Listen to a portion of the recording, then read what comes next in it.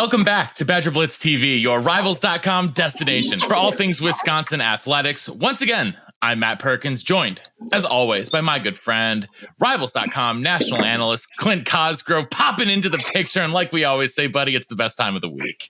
Best time of the week. Doesn't get any better than this, man. Good to be back. How you doing? Yeah. I'm good, man. It's good to see you. We're going to be awesome today. It has been an awesome start to the high school football season, college football season. Week 1 is in full swing. Badgers hosting Buffalo this weekend with a bevy of recruits. Over 20 now, I think, are going to be on campus for Wisconsin in their first home game.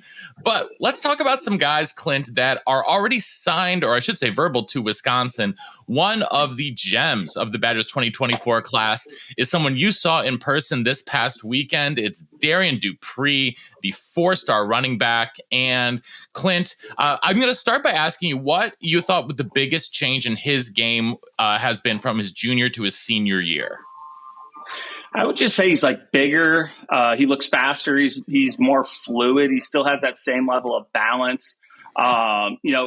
Teams are, that Mount Carmel team's got some talent too. And they're playing a very good East St. Louis team with, I think, 4 Division I kids in the secondary. And so they were swarming them, and you could tell that was their game plan. So, people are going to be coming after him, and he's still productive. I saw him line up at more spots than I'd ever seen him line up at before. He returned kicks I don't think he returned kicks last year. He was, because they were giving other guys opportunities, but I don't know if he's going to have as productive of a season, because literally every team's just going to key on him and say, like, let's let these other Division I kids try to beat us, because he is really good. He didn't have any, I would say, wow play on the night, but he just looked really good. Everything just so efficient, so fluid. He had 2 rushing touchdowns, maybe a receiving touchdown as well. He lined up in the slot, off the edge of the tackle. He would motion into the backfield, motion out of the backfield. They just find tons of ways to get him the ball. And he's just so dynamic. He can literally play any skill position on either side of the ball. There was a couple plays where he was so close to breaking it. Like, he would split 2 defenders, and then that one guy would fly in, and that one guy's, a big-time Power 5 kid, and he'd be holding on for life. That balance is still really obvious. The body control's even better. I think he's going to be a really good player. Yeah, I mean, there are a lot of really high-end players on that field that you saw. You mentioned East St. Louis. You got to see Leontre Bradford once again, who the Badgers were in on before he committed to Purdue alongside his teammate Jesse Watson. I know you mentioned that they had that Bradford and Darrion had a couple really good battles.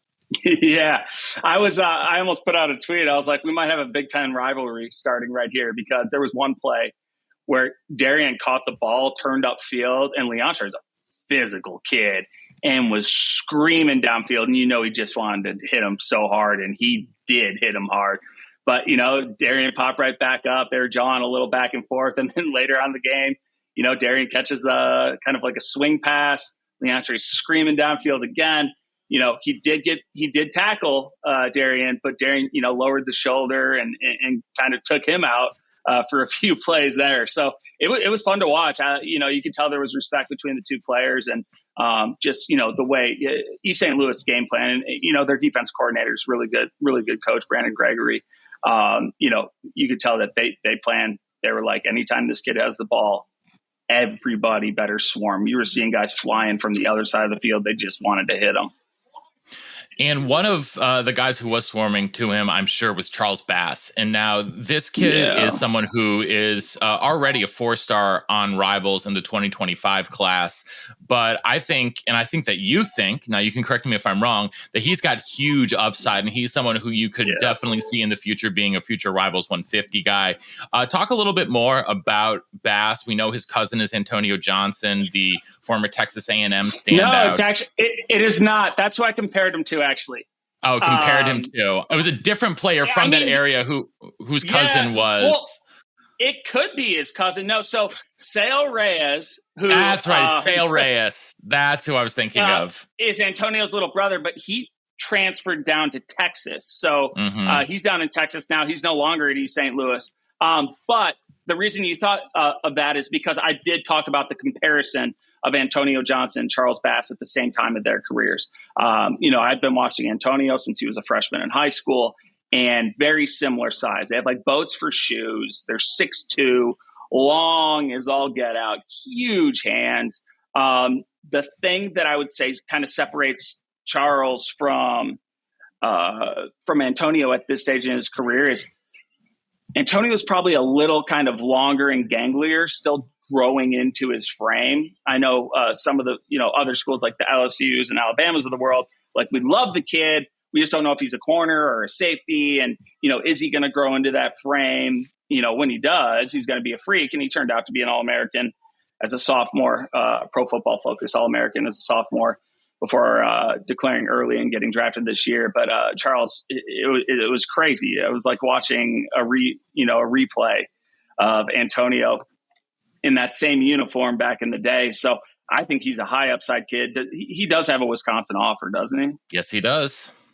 Yes, he does, alongside Tennessee, Michigan, Oregon, Missouri. All the big boys or a lot of the big boys are already coming out to play for him.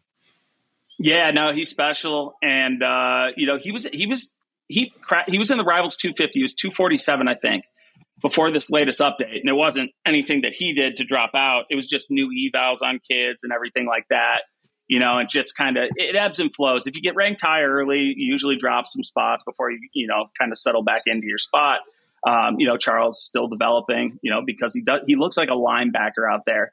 And, he's really a corner. And I was talking to Coach Gregory before the game. He's like, I'm playing him at safety now because we got these other corners. Like, they have Mekhi Mixon transferring from Cardinal Ritter in St. Louis, kids with like 15 Division I offers as well. Not the same type of size, but heck of a player.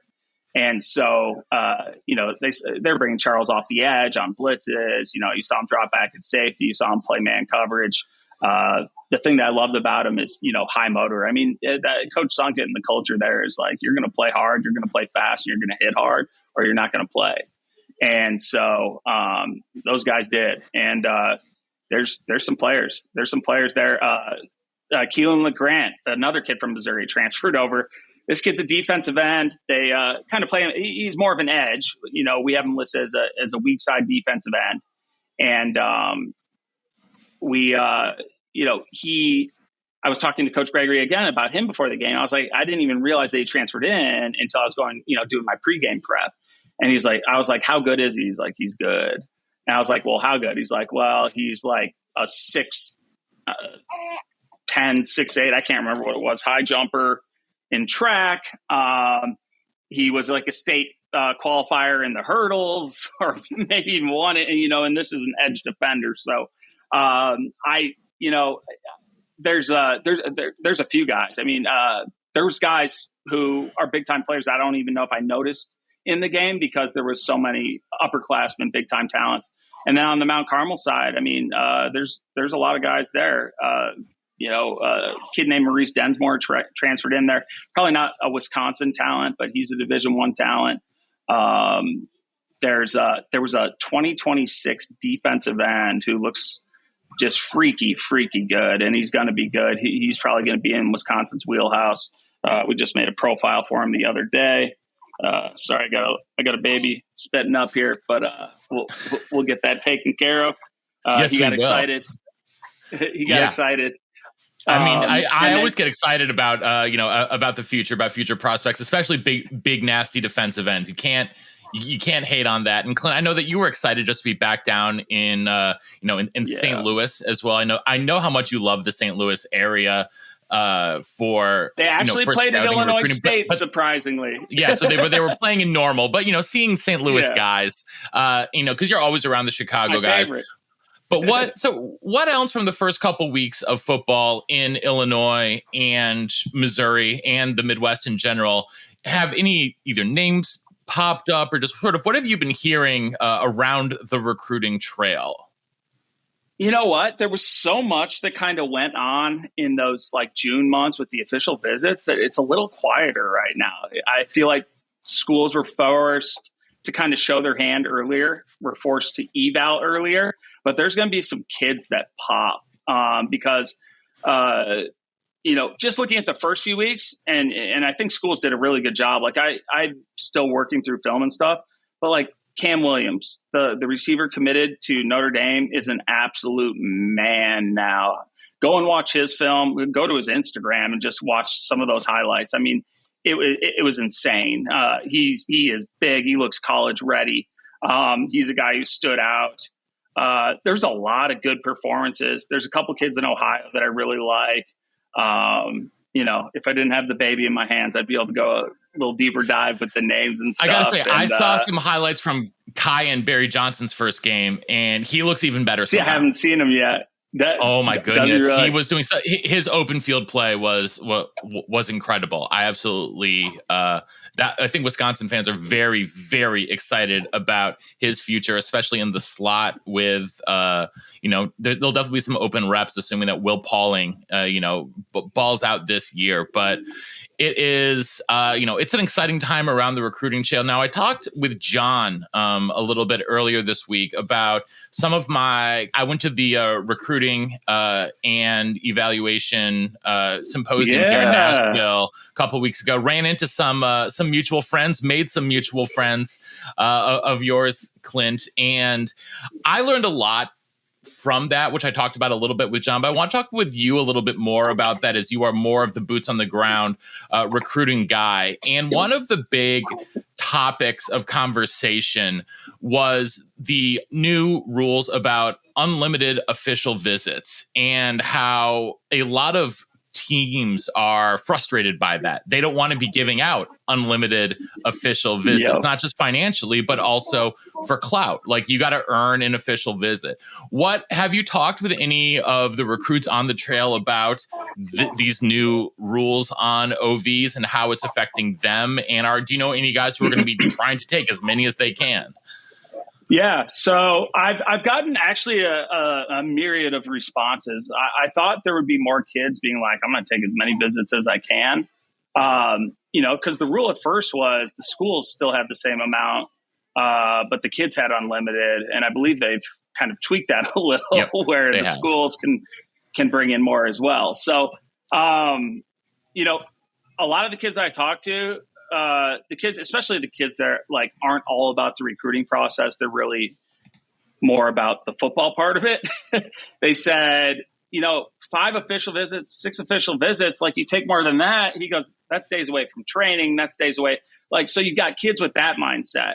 And then you heard some kids who were like, yeah, that's great and all, but by the time we're to our officials now, we've already been on so many visits that it's like, what's the point of taking so many? You're like, yeah, it could be cool if you get to go and take a trip to, an Alabama or something. But, at the same time, a lot of these kids know this is a business. They're not trying to waste the coach's time, just as the coaches aren't trying to waste their time. And then you talk to some kids who say, why wouldn't I? I've barely left my own state in my life. I'm going to go and see every school that I can. Especially if I don't have to pay for it. So I think you're going to see different reactions from different schools. I've talked to some player personnel people. I'm sure you talked to a ton of them down there about it. But some schools have been like, we're not taking kids who aren't dead on serious about us on visits. We'll probably be even more stringent with who we bring on visits now that they can be unlimited. We're not going to be strung along. We're going to focus on our guys, our culture and everything like that. And then you got some other schools that I've talked to. They're like, we've got the funds. You never know if a kid shows up and all of a sudden you're like, he's a little better looking than we thought. Maybe we do a little deeper dive on him.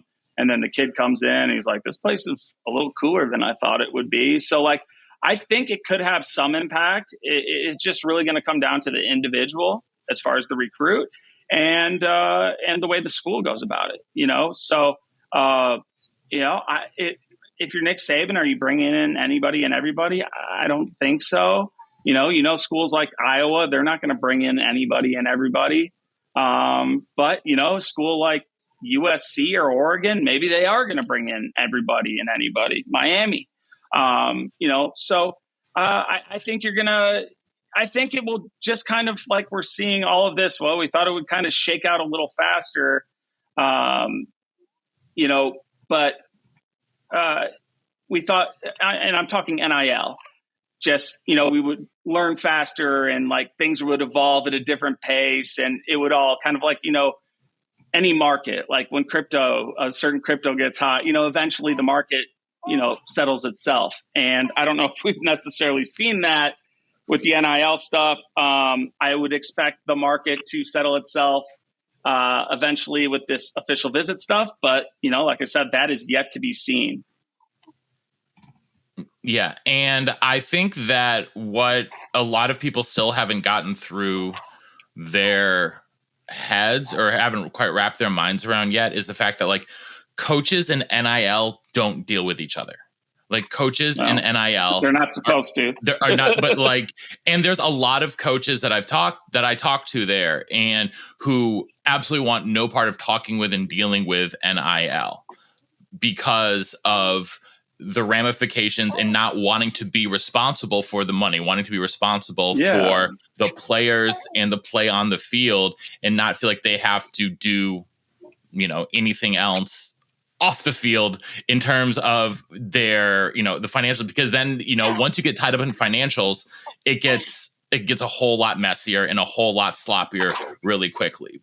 One of the other things that I thought was interesting, I think you and I have talked about this before, but there's more and more of a change in departments, in coaching staffs, and just football operations in general, where you have the entire recruiting philosophy set by a director of player personnel. And that, alongside with alignment from the head coaches, determines who they go after, and not necessarily the assistant coaches, not necessarily the position coaches. It's really about the larger player personnel people bring a group to the table and have a discussion. And sometimes, it seems to be more and more that player personnel people are winning out in terms of really who they want to target and who they want to go after and who they see as the best fit for the team, and not the assistant coaches. And it's up to the assistant coaches to do some of the recruiting, but player personnel is taking over more and more, and we're seeing more of an NFL model. And I'm curious, Clint, in, with the relationships that these recruits are building with staffs across the country, do you see more and more of the guys you're covering doing most of their communication with the player personnel side as opposed to the coaching side? Or how have you sort of been understanding that shift? Yeah, I kind of, and we've talked about this, kind of following the NFL GM type route. And I think more now than ever, you're hearing player when they're like, Coach so-and-so, who have you connected with? Who are you, who's recruiting you? And you look up the coach, maybe it's somebody I've never heard of, and it's actually a personnel guy. And so, you do have some schools that are doing straight that personnel funnel. They're like, our coaches are going to coach. Yeah, they're going to have final say on, their position. But really, the first line of defense or the first filter is a lot of the times becoming the personnel department. And then they'll take it to the coordinators, and then the coordinators will sort through it with the position coaches. And then they're saying, okay, these are the guys we're going to target and go after. Now you're going to have some schools that, continue with the old school approach, I think. And, in the NFL, some places are like that too. You got head coaches who want to be the GMs and have total control. I would have a hard time as a position coach having somebody else tell me who I'm going to coach at my position. I know that. So, but there's places that have been very successful with this model. I think it is a workable model as long as you get the coaches, player personnel guys, and everybody on board.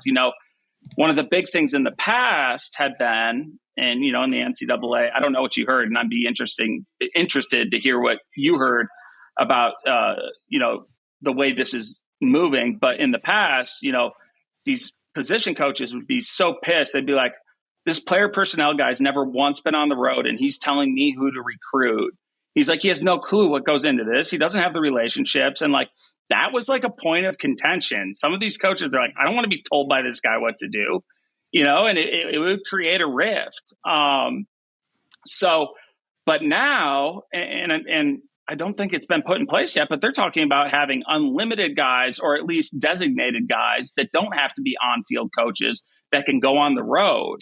And I think that could change a lot of things, because then you get a guy who, he could be a ball coach. Maybe he's been on the road his whole life, but he's also a great player personnel type and a great recruiter. And maybe they have somebody else that they feel better coaching a position who's not a great recruiter. And so you could kind of change the makeup. So I would love to hear if that was addressed down there and kind of the direction that's going. It was addressed. And a lot of it, they said that it's really comes from the head coach, and the head coach and the player personnel person a lot more and more. You're seeing a player personnel person or small team that is attached to the head coach at the hip, and it's a top-down directive. As the player personnel person is the person who the coach has their back, and are they're going to trust each other with that talent evaluation, even over the position coaches, even over so they do some of them and things like that. Yeah. And it was but one of the issues has been that whenever there are changes to the rules, we've seen a lot of rule changes in recruiting recently, with now the new junior contact days moving up to June 15th, which is right in the middle of official visit season and things like that, which is completely asinine. Everyone was just up in arms. Just get rid of all rules. Yeah, why? What rules? Who needs rules? Who needs rules? Anyways, but head coaches are often the last to know about the changes in these rules because they're so busy doing these other things, and it can come into conflict. And so having a player personnel team that has understands all the changes that are constantly happening in the rules, in recruiting bylaws and things like that is critical to not run afoul of the NCAA, looking at you, Jim Harbaugh, and not but staying on top of where they want to be. And I think we've already seen this happening at Wisconsin with the team they have in place of Maximus Steinecker, Pat Lambert, and Casey Robach. Sort of those three guys are the player personnel brain trust alongside with Coach Fickell. And and they are the ones who are really sort of targeting and determining a lot of the recruiting strategy. And what was interesting to me also, the keynote was given by Jeff Collins, and Jeff Collins was the first Power 5 coach to really come up through player personnel, talent eval. I did not know that. Yeah, so he was one of the first he made his way into the coaching game on player personnel, but actually coming out of a player personnel office. And so his approach and insights were really interesting.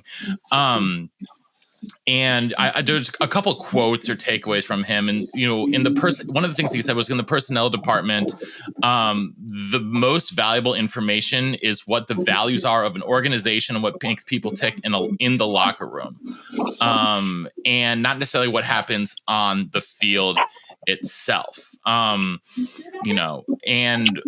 for recruiting people, they want to know what's happening in the lives of the players. That's actually even more important in a lot of ways than what's happening on the field, because that can be a predeterminant of what actually will occur on the field in the future. What is going on with that person's life, and why are they doing what they're doing, acting like they're acting? What are their priorities and needs at any given time? In just talking about sort of that larger trend to moving away from coaches making decisions and towards player personnel people.